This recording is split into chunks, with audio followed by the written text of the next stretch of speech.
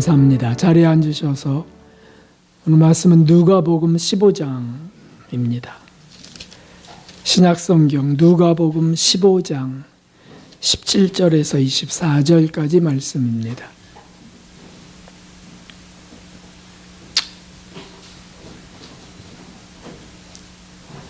누가복음 15장 17절에서 24절까지 말씀, 제가 한 절, 또 성도님들 한 절 이렇게 교독하도록 하겠습니다. 이에 스스로 돌이켜 가로되 내 아버지에게는 양식이 풍족한 품꾼이 얼마나 많은고 나는 여기서 주려 죽는구나.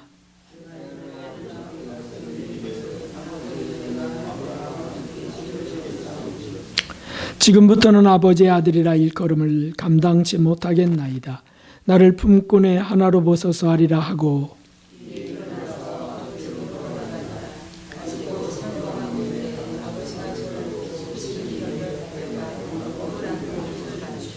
아들이 가로되 아버지여 내가 하늘과 아버지께 죄를 얻었사오니 지금부터는 아버지의 아들이라 일컬음을 감당치 못하겠나이다 하나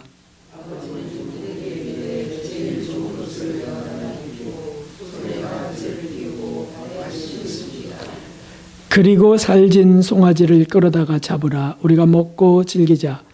이 내 아들은 죽었다가 다시 살아났으며 내가 잃었다가 다시 얻었노라 하니 저희가 즐거워하더라. 아멘. 할렐루야. 날씨가 쌀쌀해지고 있습니다. 그래서 이제 여름 옷들은 다 이제 벗겨졌고 가을 옷으로 이제 갈아입고 우리가 모였습니다. 참 감사드리고 지난주에 그 야외로 나가서 성지 예술의 예배를 드렸던 그런 것, 참 적당한 시간을 우리에게 주셔서 참 좋았습니다. 오늘 그러나 이렇게 다시 모이게 하셔서 하나님이 예배한 은혜와 말씀을 주시려 하시니 이게 얼마나 감사한 일인지.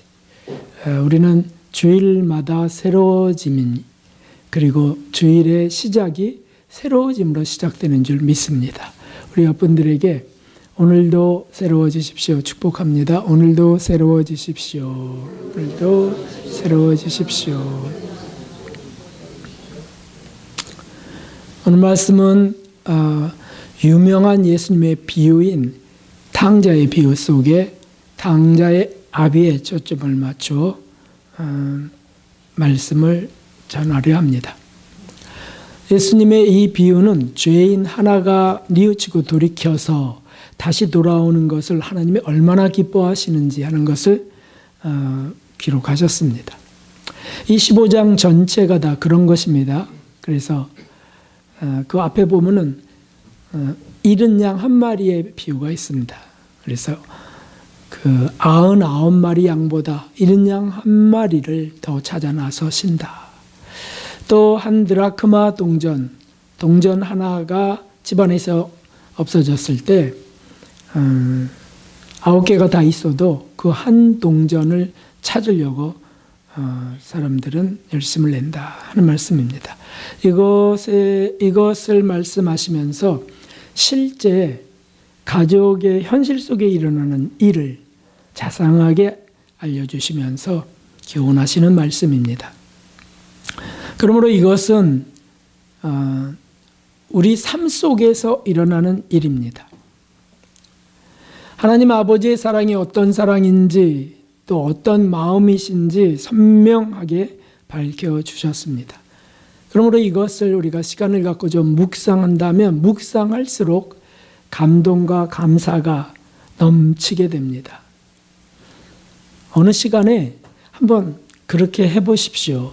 그래서 내가 돌아온 탕자가 된 모습으로 돌아오는 것을, 그걸 한번 10분이든 30분이든 1시간이든 그냥 그것만 계속 묵상을 할 수 있으면은 거기에 따른 넘치는 은혜를 부어주실 겁니다. 왜냐하면 성경 말씀에 대한 묵상, 접근이기 때문에 그게 영혼의 양식이 되도록 성령님은 감동하시는 겁니다. 어느 때는 탕자에 초점을 맞춰 은혜도 받지만 오늘은 아비에게 초점을 맞춰서 하나님 예수님께 주목하겠습니다. 본문의 내용이 이렇습니다. 두 아들이 있는 그 유복한 집이죠.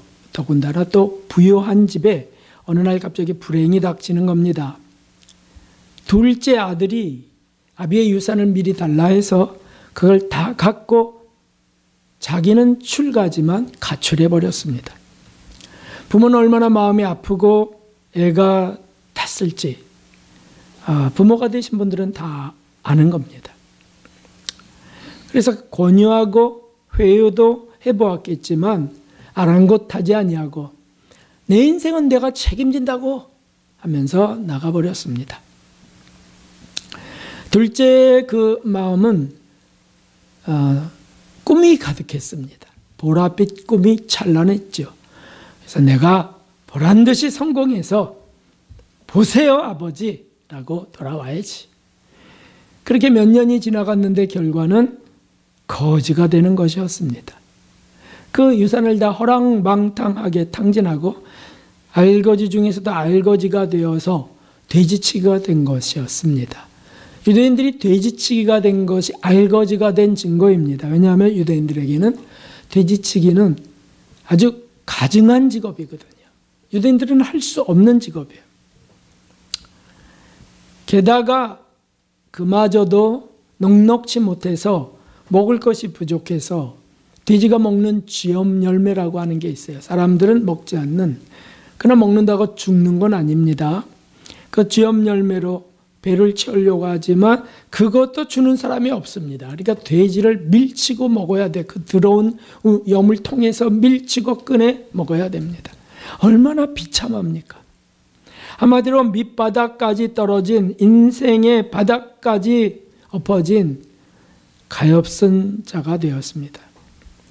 그제서야 아버지를 생각하게 됩니다. 17절에 보시면 그 말씀이 있습니다. 스스로 돌이켜 가로되 내 아버지에게는 양식이 풍족한 품꾼이 얼마나 많은고 나는 여기서 주려 죽는구나.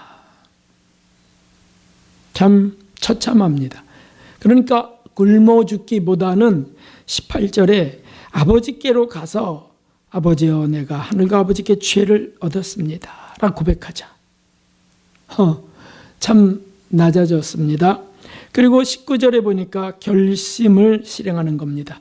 이제부터는 아버지의 아들이라 일컬음 감당치 못하겠나이다. 나를 품꾼의 하나로 보소서 하리라 하고 이에 일어서서 아버지께로 나아갑니다. 난 이제 아들이 아닙니다. 품꾼의 하나입니다. 라고 아버지께 고백해야지. 노예가 돼야지. 이런 마음이니 얼마나 낮아졌겠습니까? 그래요, 드디어 아버지와 만나게 되는 극적인 시간이 오는 겁니다. 여기서부터 아비의 마음을 절절히 느낄 수 있습니다. 이는 곧 우리 죄인들이 하나님께로 돌아갈 때 보여주시는 하나님 아버지의 마음입니다. 여기에 그것을 기록하고 있습니다.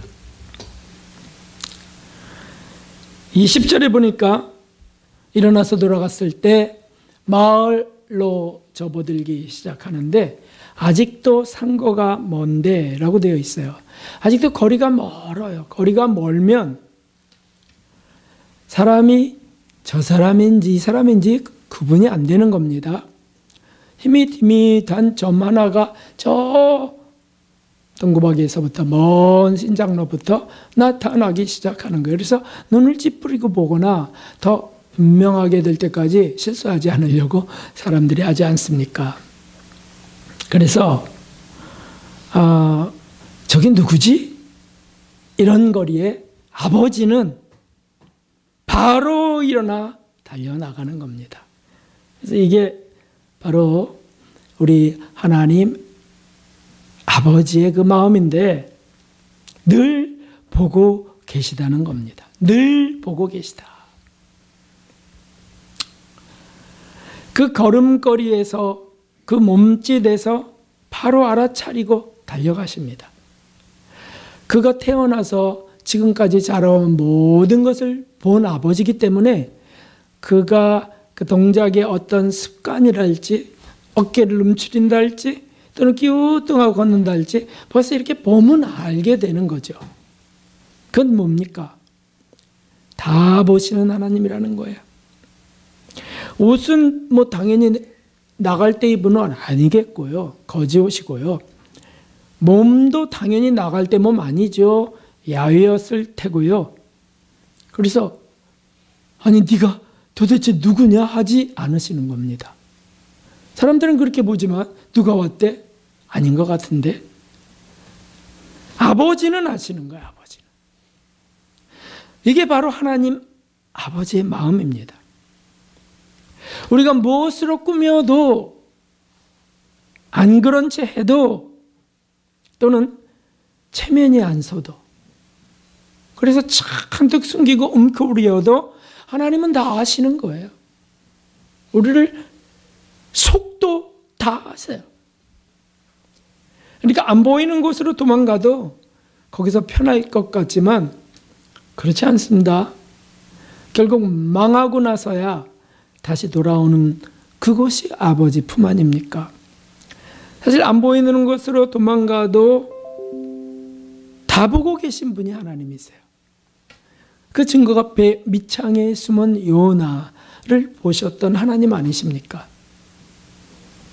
요나를 그 배 밑창에서 끌어내갖고 다시 만나시는 하나님이세요. 사실 우리의 생활이 가난해질 때, 우리 마음이 가난해질 때 신앙인이라면, 진정한 믿음을 갖고 있다면 이것은 뭐 필연적인 건데 아버지를 떠올리게 되어 있습니다. 성공적일 때, 잘 나갈 때는 별로 안 떠올릴 수 있어요. 뭐 감사합니다 뭐 정도 하겠지만 그렇게 절실하지 않아요. 그런데 이렇게 가난해질 때 이렇게 아버지를 떠올리기를 하나님이 원하시는 거예요. 하나님이. 그 아버지와 함께 있던 것이 행복이었던 것을 다시 생각하고 회상하고 돌아서기를 기다리십니다. 이것이 중요합니다. 내 아버지에게는 양식이 풍족한 품꾼이 얼마나 많은고. 아버지와 함께 있을 때는 정말 걱정할 것도 없었고 내가 무슨 염려가 있었고 그게 얼마나 큰 행복이었는데 내가 왜 헛바람이 들어가고서 아버지 충고도 사랑도 무시하고 떠나버렸는지.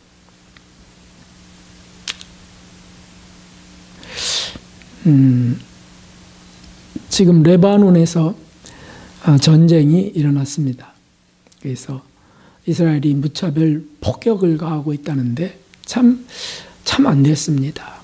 거기 우리 교민들이 있었는데 그 수백 명의 교민들을 군 수송기가 급파되어서 그들을 다 이렇게 서울 공항으로 안전하게 이동시켰습니다.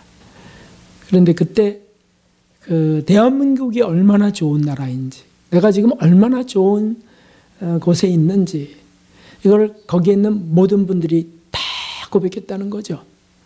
그래서 어린아이가 그 편지를 써서 군인에게 주고 이런 것들이 나와요.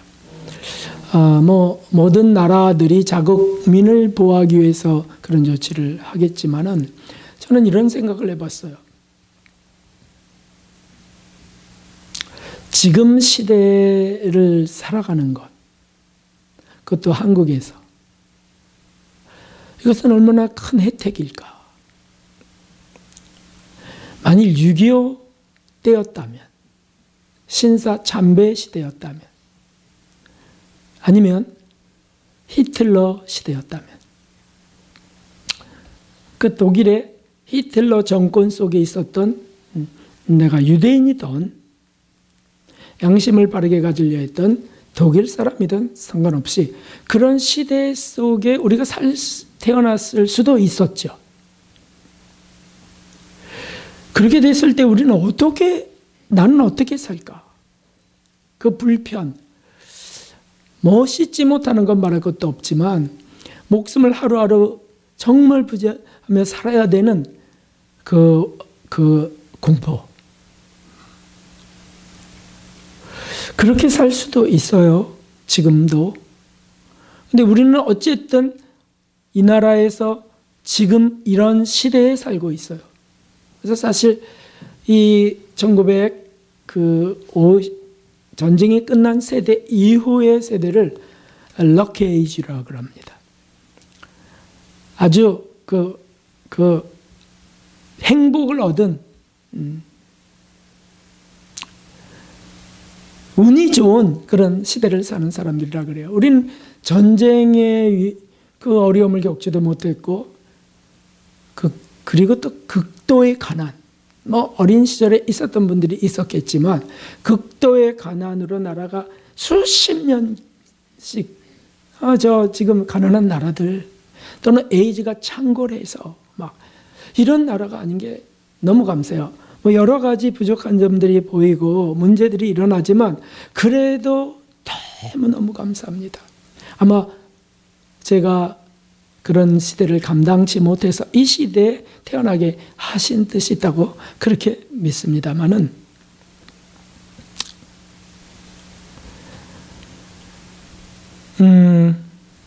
우리가 지금 행복한지, 아버지 품에서 이런 신앙생활을 하고 있다는 것이 얼마나 큰 행복인지, 이거는 정말 눈물 흘리며 감격해야 되는 사실입니다. 곱씹고 곱씹으면서 이 행복 때문에 어떤 불행도 문제가 안 됩니다 라고 고백해야 된다고요.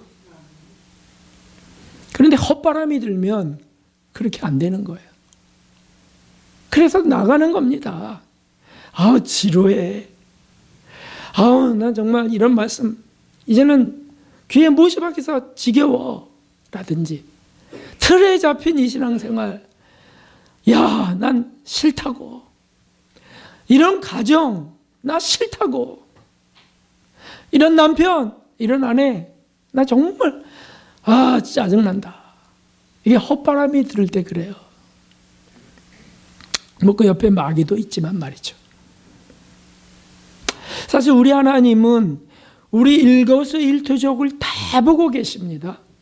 그래서 때로 투정하는 것, 항변하는 것, 반항하는 것, 또는 괜히 고집부리고 교만을 떠는 것 다 보고 계세요. 방탕한 것, 몰래 음란한 것, 나쁜 짓 하는 것 다 보고 계세요. 그런데 다만 긍휼과 자비의 마음으로 그가 다시 돌아서기를 기다리고 계십니다. 사실 집 나간 거거든요. 꼭 집을 나가야만 나간 겁니까? 마음이 하나님께서 나간 거죠. 그 자녀가 돌아서기만 하면 아버지는 산거가 아무리 멀어도 불쌍한 자녀를 맞으러 곧바로 달려나가십니다. 왠 줄 아십니까? 그게 하나님 사랑이시니까 플러스 그게 하나님의 기쁨이시라서 그래요. 기쁨이라. 사람들이 생각하기를 하나님의 기쁨은 착한 일을 많이 하는 걸로만 생각하고 있어요. 고정관념 되어 있습니다. 우리가 선한 삶을 살아야, 착한 삶을 살아야, 하나님 말 잘 듣는 사람이 돼야지, 하나님 그래야 기뻐하시지라고 하니까 억눌리는 겁니다. 그건 맞아요. 맞고요. 우리가 잘못될 때에도 다시 돌아서기만 하면 하나님이 기뻐하세요. 여기에 그렇게 되어 있습니다. 이와 같이 죄인 하나가 회개하면 하늘에서 회개할 것 없는 의인 99을 인하여 기뻐하는 것보다 더하리라. 하나님이 지금 천국의 의인 99을 기뻐하고 계세요. 착한 일 하는 사람 기뻐하세요. 그보다 더 기뻐하는 게 있는데 죄인 하나가 회개하고 돌이키는 거예요.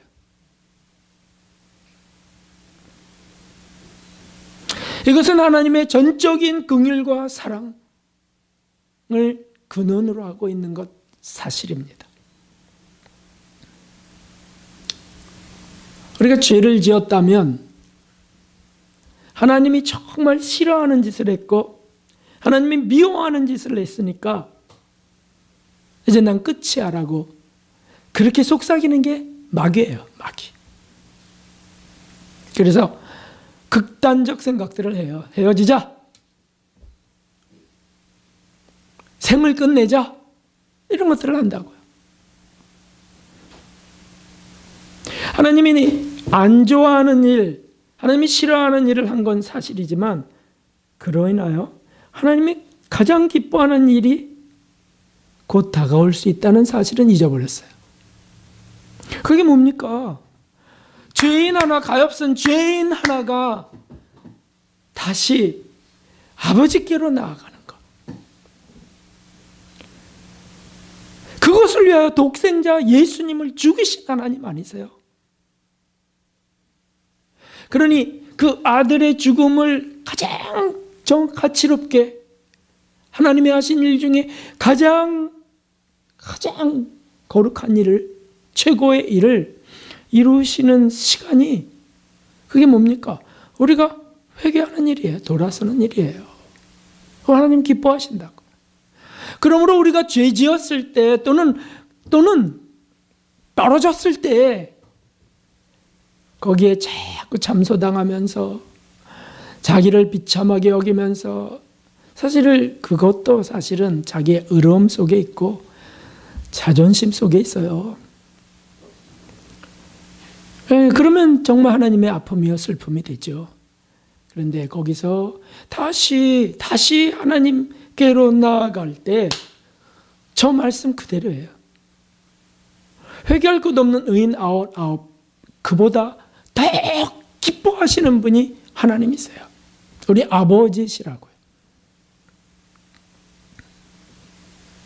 이런 하나님 앞에 우리가 감히 무엇을 따질 수 있을까요?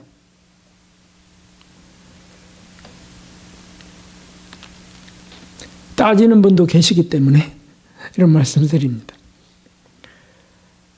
우리가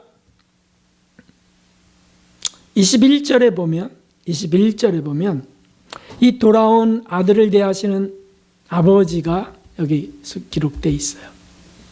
거기서 한번 찾아보시죠. 아들의 죄에 대해서 언급하시는지.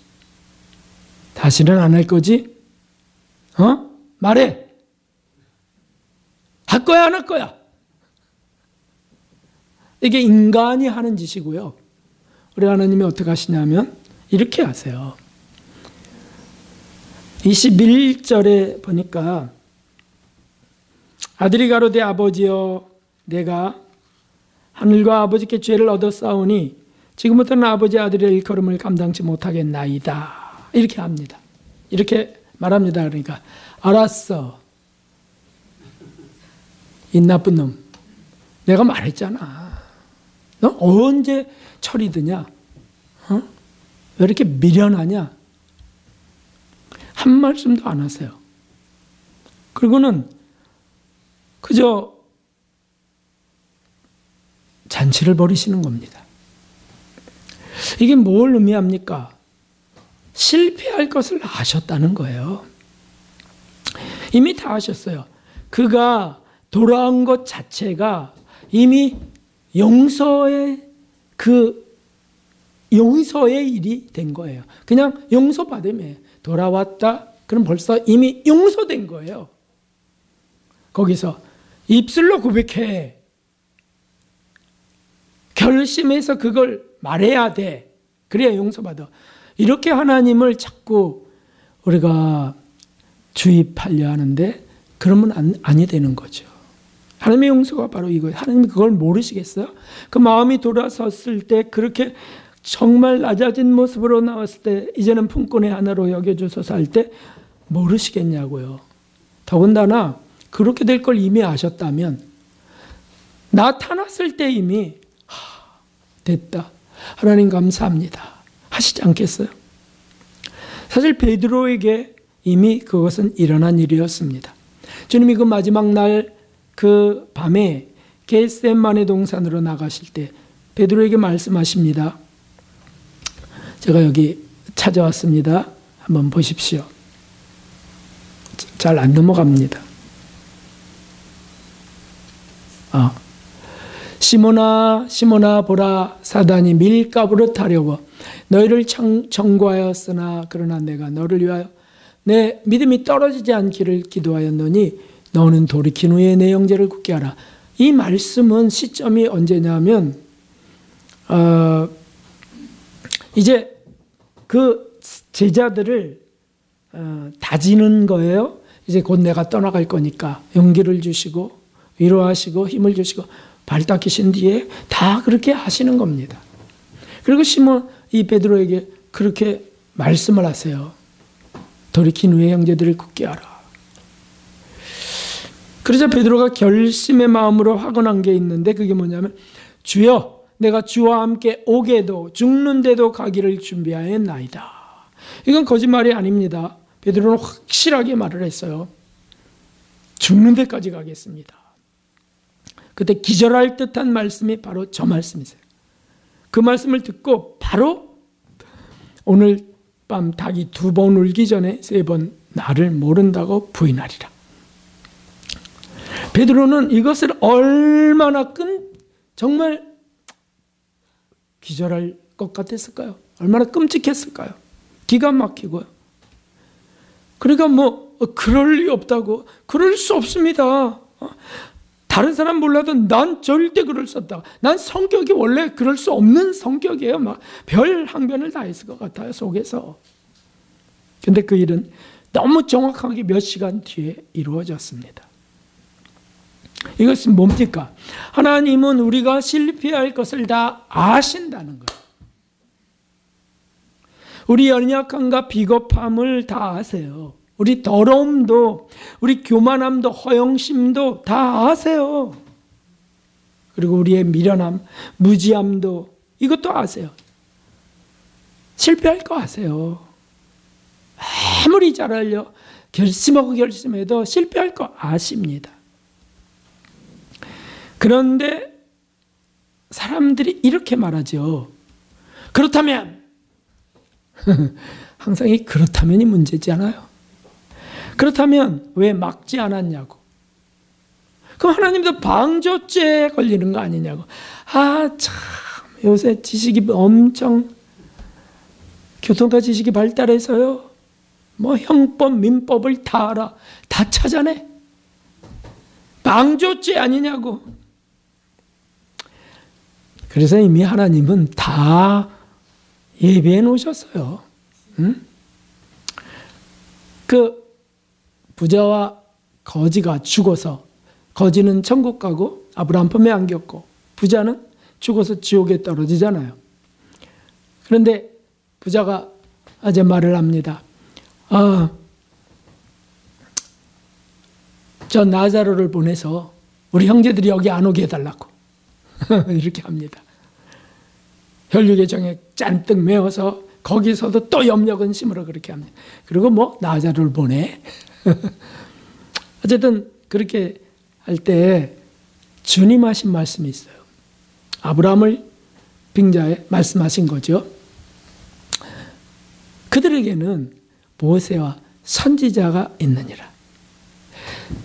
살아있을 때 그들에게 듣지 않으면 죽어서 산자가 다시 살아나서 가서 전한다 할지라도 천사가 전한다 할지라도 믿지 아니하리라. 이렇게 말씀하신 게 기억이 나시죠?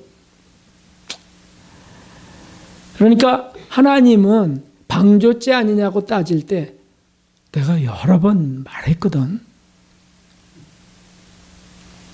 목사도 주시고 교사도 주시고 믿는 부모도 주시고 말씀도 주시고 거기 모세는 말씀을 말하는 거예요. 성경 말씀.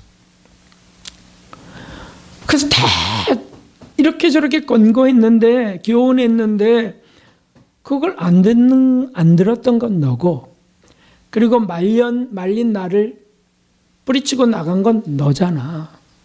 너의 의지 아니었어? 왜 나갔냐? 더 좋고 더 잘 될 것 같아서. 그러다 나중에 망하면 하나님 하는 존재. 잘못되면 참 하나님. 그래서 다 찍어놓고 계신 겁니다. 천사들을 통해서 찍어놓고 기록하게 하시고, 심판대에서는 다 그 생명책에 기록된 것들이 다 펼쳐지는 겁니다. 한마디도 항변할 수 없게 하시는 겁니다. 그런데 그 탕자가 돌이켜 뉘우침이 생기고 회개하며 돌아올 때 하나님은 분명히 더 천국의 자녀들보다 기쁘게 받으시는데, 이게 아버지의 마음, 하나님의 마음인데 여기서 우리가 무엇을 생각할 수 있겠습니까? 그냥 별일 없이 그저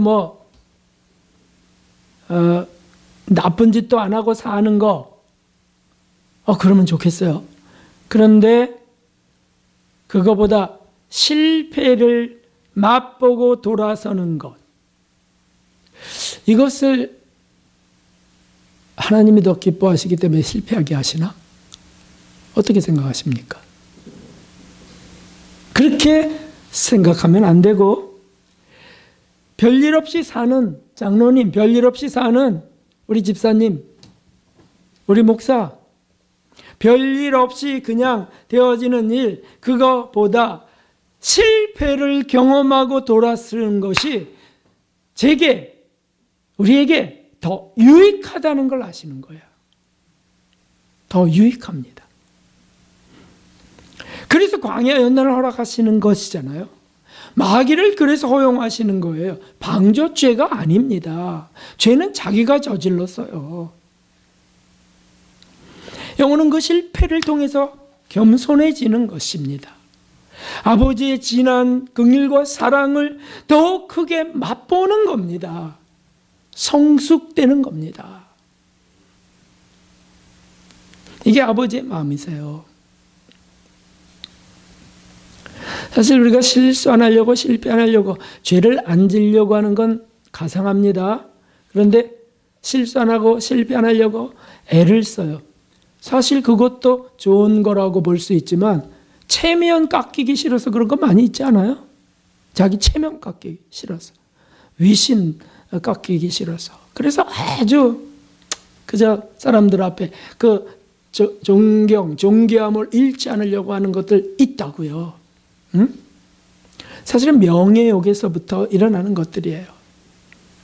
그래서 틀리지 않으려고, 실패 안 하려고 하고 막 언어도 실수 안 하려고. 그래서 좋다니까요. 이런 노력 좋아요. 하나님 말씀 때문에 하는 거라면 당연히 해야 됩니다. 그런데 체면 때문에라고 한다면 그건 무너져야 됩니다. 창피해져야 됩니다. 왜요? 그래야 아버지께로 다시 돌아서는, 회개하고 다시 겸손해지는 그런 영적 성숙의 시간이 된다는 겁니다. 참 감사해요. 정말 탕자였던 어거스틴, 그는 17세에 유학한다면서 집을 나갔습니다. 출가. 그런데 나간 그가 곧 여자를 만나서 음란한 생활에 빠져서 사생자도 낳습니다. 그리고 만이교에서 11년, 10대에 참 그렇게 됐으니 참 대단한 거죠. 감수성이 몹시 예민했고 또 아주 똑똑했어요. 지성이 발달하고. 그러니까 여성들이 좋아할 사람이었다는 거죠. 생긴 것도 잘생겼어요. 그래서 빠졌습니다. 그리고는 만이교 그 이단에서 11년. 참. 또 철학사상, 플라톤 사상에 심취해서 1, 2년. 다 인본주의 사상이잖아요. 연구하는 거 좋아하고 조사하는 거 좋아하고 빠져버렸어요. 그리고 방황했습니다. 어머니 모니카는, 그 신앙의 어머니 모니카는 날마다 눈물로 기도했고요. 하나님의 긍휼과 자비를 구하면서 아들의 회심을 간청합니다. 드디어 그날이 왔습니다. 그리고 아버지의 품으로 돌아오는 그 내용이 적나라하게 기록된 게 그 고백록 속에 나와 있어요. 어거스틴의 고백록. 제가 좀 발췌해 왔습니다. 읽어드릴게요. 나는 여전히 죄의 노예라고 생각했기 때문에 비참함 가운데 계속 부르짖었다. 아하.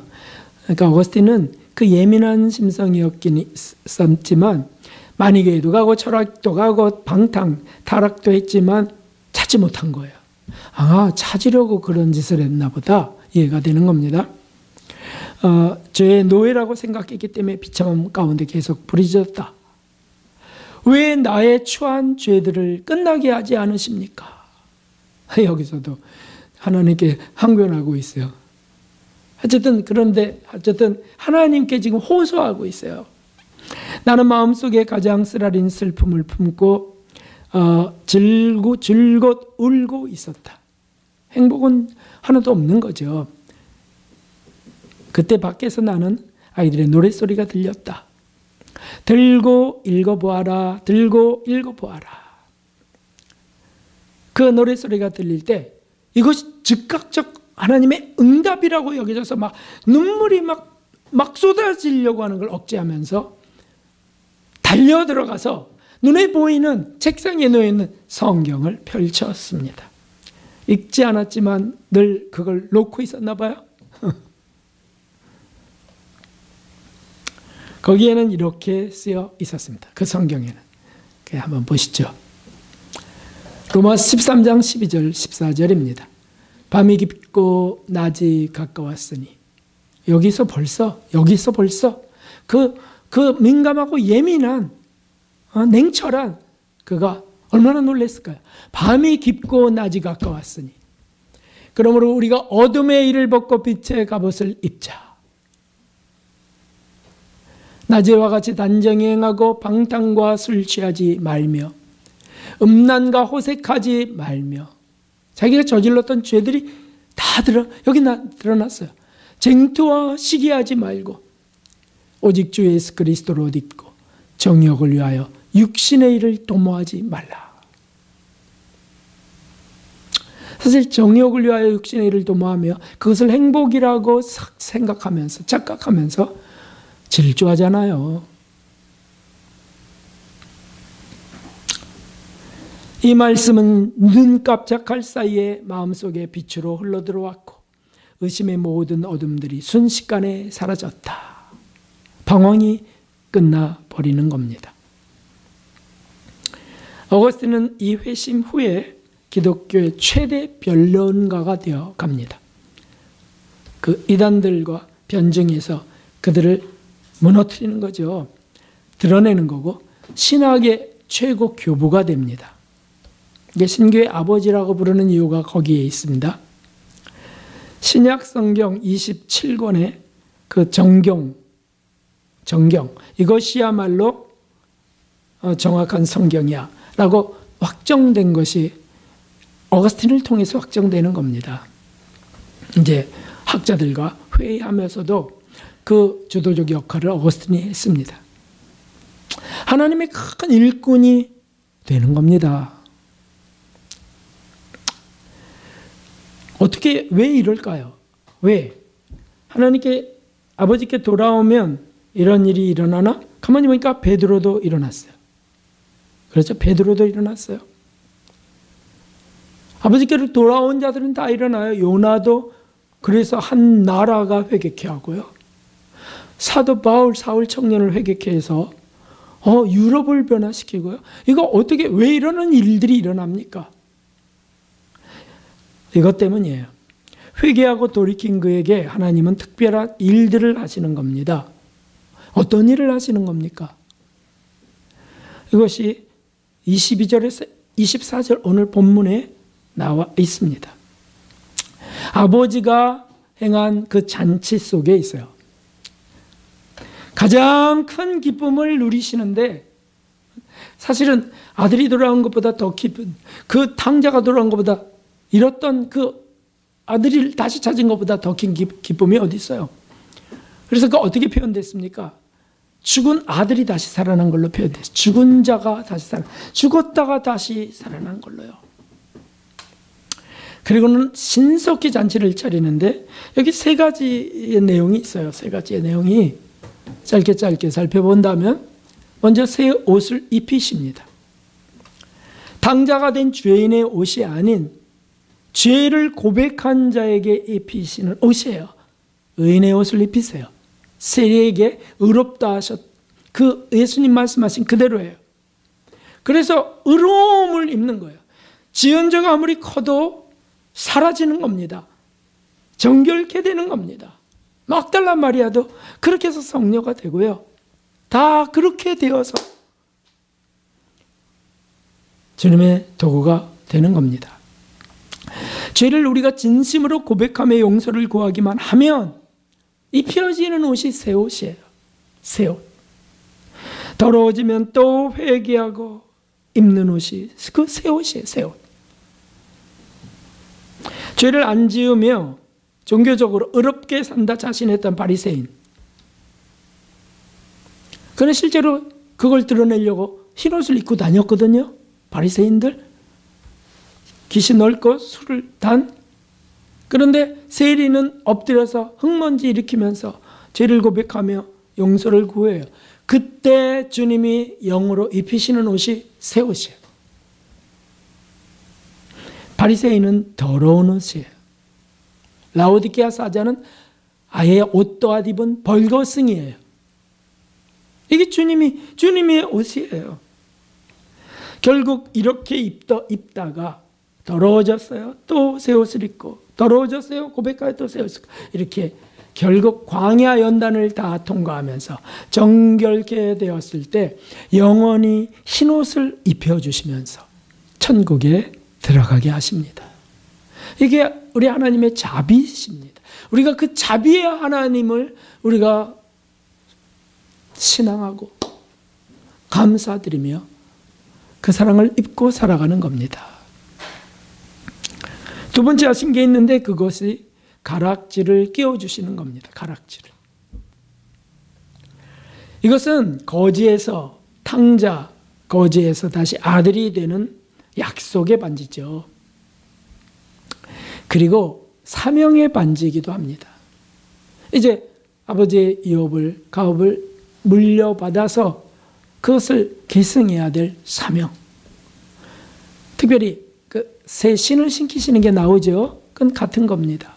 그래서 사명을 주세요. 다시 잃어버렸던 것을 다시 찾게 하세요. 요나에게 그렇게 하셨고요. 베드로에게 그렇게 하셨어요. 내 양을 먹이라. 내 양을 치라. 내 양을 먹이라. 사명을 주세요. 무슨 사명입니까? 나는 이제 그냥 죄인으로만 살겠습니다. 난 그냥 품꾼으로만 살겠습니다. 우리가 그렇게 해도 주님은 다시 끼워주시는 거예요. 이거는 말릴 수 없는 하나님의 사랑 때문입니다. 나 같은 게 자꾸 이렇게 마귀에게 이용당하시면 아니 되겠습니다. 나 같은 게 뭘.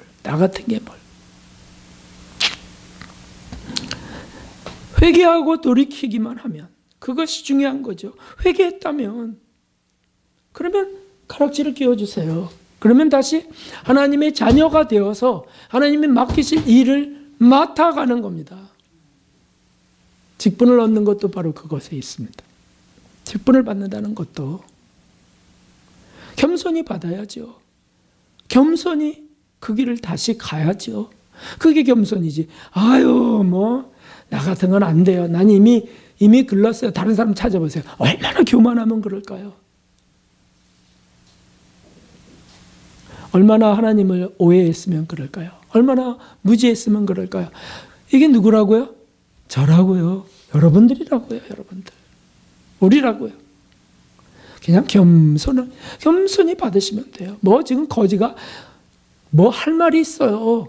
그냥 끼워주시면 끼워주는. 울기만 하면 돼. 울기만 하면.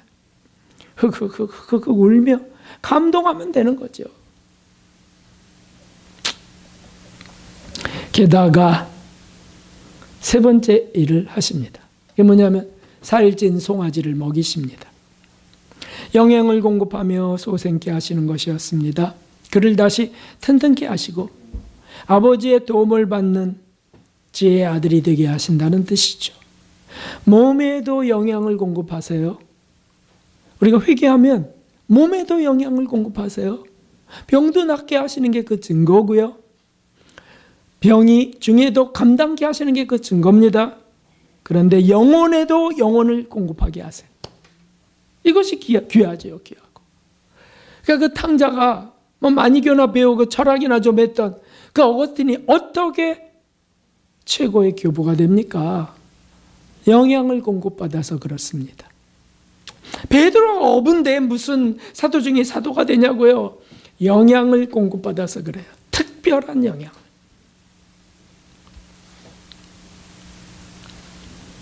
그래서 사명을 온전히 이루시는 겁니다. 저는 여기에 또 소망이 일어납니다. 어제가 무슨 일을, 정말 저 같은 나쁜 놈, 이기주의자, 저 같은 게을러 터진 자, 이렇게 막 비관하고 막 참소당하고 있는 이럴 때에도 이 말씀이 힘을 주는 겁니다. 성경 말씀이 힘을 줘요. 이렇게 하시는 거예요. 이분이 하나님이세요. 내가 하는 게 아니고 이분이 하시는 거예요.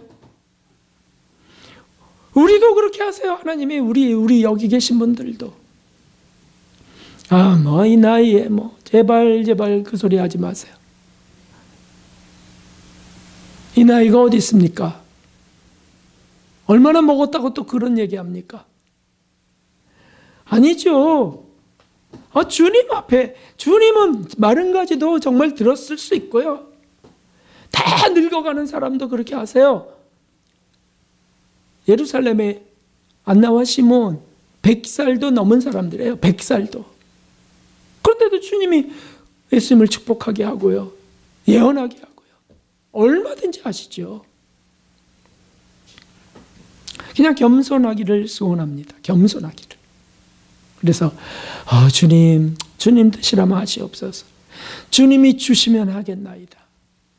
주님이 부으시면 못할 일이 없나이다. 이런 믿음으로 가는 거죠. 그러므로 섣불리 확정하거나 포기하거나 단정지어서는 아니 됩니다. 사랑하는 성도 여러분, 한없이 좋은 아버지 하나님께서 우리 주 예수님께서 당신께로 나아가는 우리가 되기를 원하십니다. 우리 일상 속에서 매 순간 속에서 늘 주님께 나아가기를 기다리고 계십니다. 아무리 우리가 더러웠어도, 아무리 큰 죄를 지었어도, 또는 큰 실패를 했어도 얼른 돌아서 아버지께로 나아가기를 기다리고 계세요. 이것이에요, 이거. 가정 속에서 가족들 가운데 너무 끔찍한 일이 벌어졌어도, 창피한 일이 내게 벌어졌어도 얼른 주님께로 달려가기 원하세요. 그거 그대로 고백하는 거죠. 우리 가족이 그렇게 실패 안 할 가정으로 아셨나요? 그렇게 창피 없이 살 걸로 믿었나요? 그건 착각이죠. 우상 숭배 아니었을까요? 미신 아니었을까요? 우린 다 실패하게 되어 있어요. 그걸 그대로 갖고 나가는 겁니다. 우리 삶 속에서 그대로 갖고 나가는 거예요. 그것이 살 길입니다. 그렇게 우리가 찾았던 새로운 길입니다. 새로운 길 찾으려고 가출하신 거 아닐까요? 근데 새로운 길은 여기에 있습니다. 아버지의 자비와 사랑을 제한하지 맙시다. 그 무한하신 사랑 앞에 돌아가는 일, 이것이 우리에게 계속되기를 소원합니다. 그리고 새 옷을 입고 가락지를 끼우고 신발을 신고 살찐 송아지를 마음껏 잡수시는 저 여러분 되시기를 주님의 이름으로 축원합니다. 321장 찬송 드리고 우리 헌금 드리며 기도하겠습니다.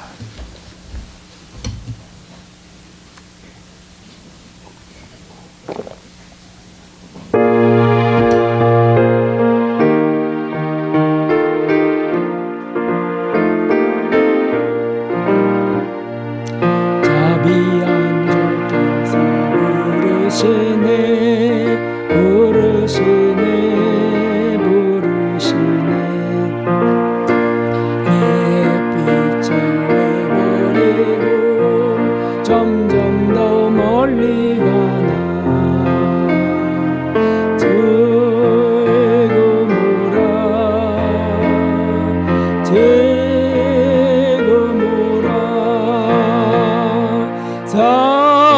자비한 주 깨우지 나오라 그날 바지친 쉬라시네 쉬라시네 쉬라시네 무거운 짐진 나오라 쉬게 주시리라 제그모라 제그모라 자비한 주 깨우지 나오라 주께서 지금도 기다리네 기다리네 기다리네 죄짐을 가지고 나오라 서주 앞에 오라 제그모라 제그모라 자비한 주 깨우지 나오라 주님의 소리 들어보라 들어보라 들어보라 그 이름 믿는 오빠들이 어서 곧 일어나라 아멘 제그모라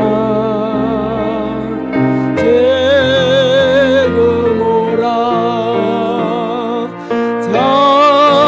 자비한 주 깨우지 나오라 주님 한번 부르고 기도드리겠습니다. 주님 오 하나님 아버지 우리를 아버지여 저를 또 용납하시고 말씀을 통하여 힘을 주시고 감사합니다. 제게 또 주님 가락지를 끼워주심을 감사합니다. 오 하나님이여 사랑하여 돌보아 주시옵소서. 아버지여 아버지여 오 하나님 날진 송아지를 또 잡으시고 하나님이여 하나님이여 감사합니다. 언제까지 실패한다 할지라도 언제나 또 돌아서는 자마다 또 주님의 이끌어 주시옵소서. 자녀들로 인하여 또 아내와 남편으로 인하여 못된 성질로 우리가 주님의 영원하실 때도 또 돌아가기를 주님의 나 주님 인도해서 도와주시고 오 하나님 감사합니다. 주님이여 주님이여 하나님이여 이런 살게 하신 아버지가 오 하나님 선교사들을 주님이여 축복하시고 하나님이여 그런 어려운 환경 속에 있는 이들 비참한 주님이여 그 주님이여 이들을 구원하소서. 오 아버지 구원하소서. 자비로운 하나님 감사합니다. 오 하나님 감사합니다. 주님이여 도와주시고 하나님이여 하나님이여 주님이여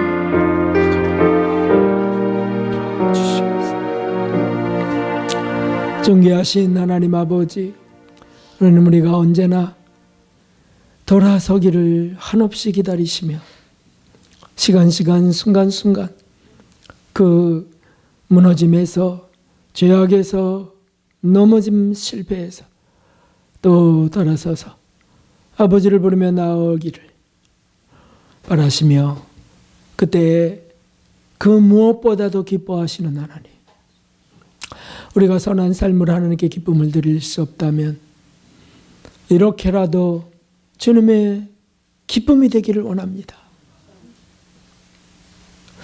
오 하나님 오늘도 기쁨으로 우리를 받아주심을 감사합니다. 그리고는 이제 가락지를 이제 받고 다시 아버지 자녀가 되게 하셨사오니 또 살찐 송아지를 잡아 먹이셨사오니 지혜와 은총을 받으며 주님 뜻을 따르는 삶이 되기를 소원합니다. 하나님, 빛을 받아 싸우니 세상의 빛과 소금이 되기 하실 줄 믿사옵고, 하나님, 그렇게 또 나아가는 언어가 바뀌고 삶이 바뀌는 우리가 되게 하여 주시옵소서.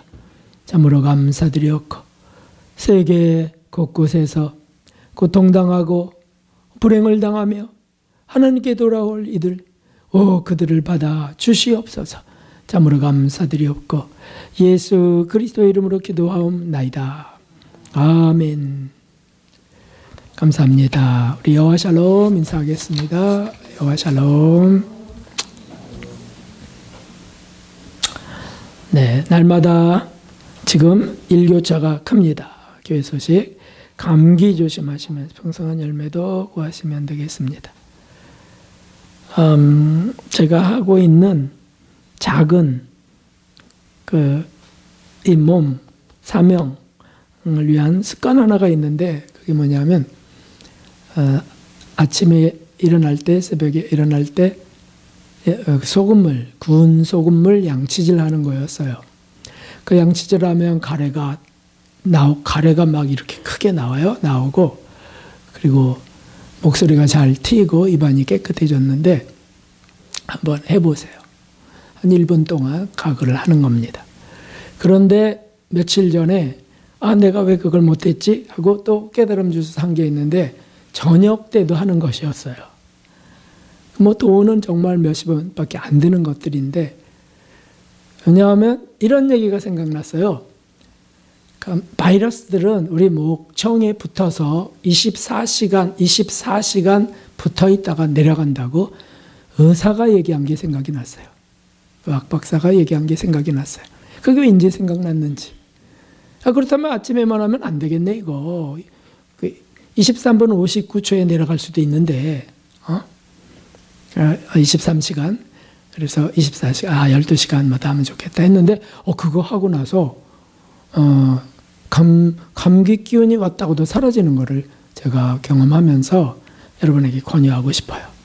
그래서 저녁에 양치질은 소금으로 해서 그걸로 가글하면 더 좋겠고, 주무실 때에도 좋겠고, 꼭 하셔서 우리 건강 좀 지켜주시고, 노년을 강건하게 보낼 수 있기를 바랍니다. 두 번째는 베트남 선교가 내일부터 있습니다. 금요일. 이번에는 좀 이런, 사실 부부 세미나예요. 그래서 이거를 어떻게 할까 했는데, 역시 하나님이 또 이루셨어요. 그래서 우리 부부가 갈등이 생기게 됐고, 갈등 속에서 또 해결되는 은혜를 주시고 막 이러면서 체험케 하셔서, 또 실습하게 하셨구나. 너무 감사합니다. 잘 전하고 올 수 있도록 특별 기도를 부탁드립니다. 이중원 선교사님 본교의 소속 선교사가 된 겁니다. 그래서 파송 선교사 아니고, 파송은 다른 데서 했지만 우리 교회 소속이 됐어요. 이제 거기서 이관되어서. 그래서 우리 선교사님이 되었으니까 기도 꼭 부탁드리고요. 여기 광고도 올렸습니다. 선교사님은 13일 날 가시는군요. 13일 날.